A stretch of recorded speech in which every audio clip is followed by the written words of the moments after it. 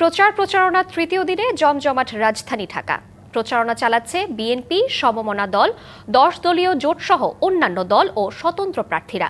ভয় ভীতি দেখিয়ে নির্বাচনী প্রচারণায় বাধা দেয়া হচ্ছে বলে অভিযোগ করেছেন এনসিপির আহ্বায়ক নাহিদ ইসলাম।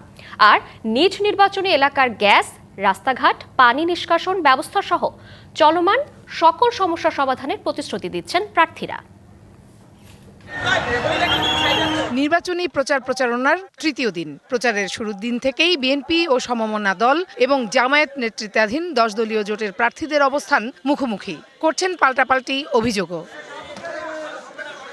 ঢাকা ৮ আসনে 10 দলীয় জোটের প্রার্থী নাসিরউদ্দিন পাটোয়ারি বলেন, ওসমান হাদির ইনসাফের রাজত্ব কায়েম করতে সমাজ থেকে চাঁদাবাজ, সন্ত্রাস, দুর্নীতির বিরুদ্ধে তার অবস্থান স্পষ্ট। শহীদ ওসমান হাদি ভাইয়ের যে ইনসাফের রাজত্ব, ইনশাআল্লাহ আমরা সকাল থেকে সন্ধ্যা পর্যন্ত কাজ করে আগামী 12 তারিখে জনগণের রায় নিয়ে ইনসাফের রাজত্ব কায়েম করবে ইনশাআল্লাহ ঢাকা 8-এ।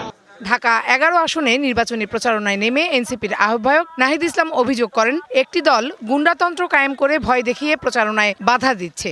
5ই আগস্টের পরে নতুন করে কেউ যদি গুন্ডাতন্ত্র কায়েম করতে চায়, এটা জনগণ বিচার করবে। আমাদের কর্মী রয়েছে, তাদের তালিকা করছে, তাদেরকে তুলে নিয়ে যাওয়া হবে ইলেকশনের আগে, তাদের নামে মামলা দেওয়া হবে বা নির্বাচনের পরে তাদেরকে দেখে নেবে, এই ধরনের হুমকি কিন্তু দেওয়া হচ্ছে অলরেডি। ঢাকা 6 আসনে গণসংযোগে বিএনপি মনোনীত প্রার্থী ইশরাক হোসেন প্রতিশ্রুতি দেন, বিএনপি সরকার গঠন করলে এলাকার সর্বস্তরের মানুষকে নিয়ে উন্নত শহর গড়বেন।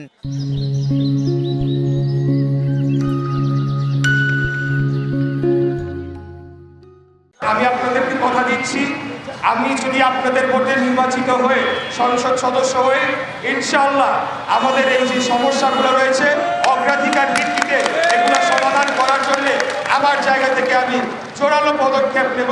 এছাড়া রাজধানীর সবকটি আসনেই দলীয় প্রার্থীদের পাশাপাশি স্বতন্ত্ররাও তাদের নানা প্রতিশ্রুতি নিয়ে যাচ্ছেন ভোটারদের দ্বারে দ্বারে। Farhana Juthi, DBC news, Dhaka.